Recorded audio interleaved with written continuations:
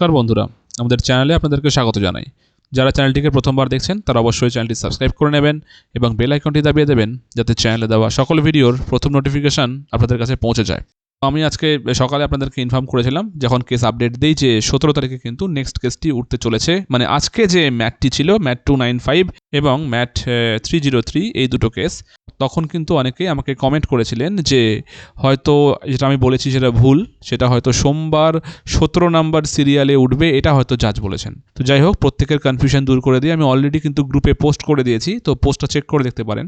এবার যেটা মেন কথা সেটা হচ্ছে নেক্সট আগামী সোমবার কেস তো উঠছে অবশ্যই, বাট ম্যাট 303 উঠছে না, ওটা 17 তারিখ। আপনারা দেখতে পাচ্ছেন আপনাদের সামনে নতুন একটি কেস যেটা আগামী সোমবারের দিন কিন্তু উঠতে চলেছে। কেস নাম্বার আপনারা দেখতে পাচ্ছেন, কেস নাম্বার ম্যাট 229 অফ 2026। এটা West Bengal police recruitment board versus Chandan Dhara এবং আদার্স।